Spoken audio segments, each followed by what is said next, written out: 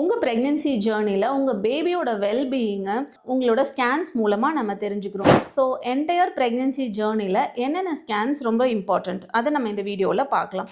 Number 1 viability scan. Once உங்களுக்கு home based pregnancy kit பாசிட்டிவாக ஆகுது அப்படின்னா ஒரு 1 or 2 வீக்ஸ்க்குள்ளே உங்களோட டாக்டரை கன்சல்ட் பண்ணி பேபியோட பொசிஷன் கரெக்டாக பதிஞ்சிருக்கா, ஹார்ட் பீட் நல்லா வந்திருக்கா, சிங்கிள் ஆர் ட்வின் பேபி, இந்த விஷயங்கள் எல்லாம் நம்ம தெரிஞ்சுப்போம். அகைன் ஒரு 11 to 13 வீக்ஸ் அப்போ பேபியோட நியூரல் க்ரோத் நல்லா இருக்கா, அவங்களோட பிரெயின் டெவலப்மெண்ட் நல்லா இருக்கா, இதெல்லாம் தெரிஞ்சுக்கிறதுக்காக செகண்ட் ஸ்கேன் சொல்லுவோம். ஸோ அதுக்கு பேர் நம்ம என்டி ஸ்கேன் அப்படின்னு சொல்லுவோம்.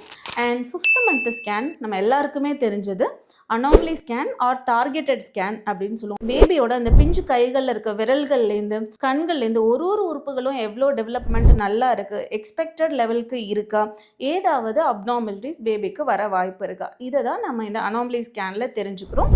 And number 4th is growth scan. So உங்களுக்கு ஒரு 8th or 9th month of pregnancy வரப்போ உங்கள் பேபி நல்ல வெயிட் கெயின் ரீச் ஆகிருக்கா, பொசிஷன் எப்படி இருக்குது, பேபி சுற்றி இருக்க ஆம்னியோட்டிக் ஃப்ளூயிட் அடிக்குவேட்டாக இருக்கா, உங்களுக்கு நார்மல் டெலிவரி சான்சஸ் இருக்கா, இந்த விஷயங்களெல்லாம் அசஸ் பண்ணுறதுக்காக நம்ம க்ரோத் ஸ்கேன் பண்ணுறோம். ஸோ இது தவிர இண்டிவிஜுவலாக ஒரு ப்ரெக்னென்சியுமே ஒரு யூனிக் ஜேர்னி தான். ஸோ உங்களுக்கு ஏதாவது அடிஷ்னல் காம்ப்ளிகேஷன்ஸ் இருக்குது, இல்லை பேபியோட க்ரோத் ஸ்லோ ஆகுது அப்படின்னா உங்களோட டாக்டர் அடிஷ்னல் ஸ்கேன்ஸை ப்ரிஸ்கிரைப் பண்ணுவாங்க. ஸோ உங்களோட ப்ரெக்னென்சி ஜேர்னி ரொம்ப சேஃபாக இருக்கிறதுக்கும் டெலிவரி ப்ராசஸ் ஸ்மூத்தாக முடிகிறதுக்கும் இந்த ஸ்கேன்ஸ் எல்லாம் ரொம்பவே ஹெல்ப்ஃபுல்லாக இருக்கும். ஸோ உங்களோட ப்ரெக்னென்சி ஜேர்னியில் இந்த ஸ்கேன்ஸுக்கான டைம் லைன்ஸை மிஸ் பண்ணாதீங்க.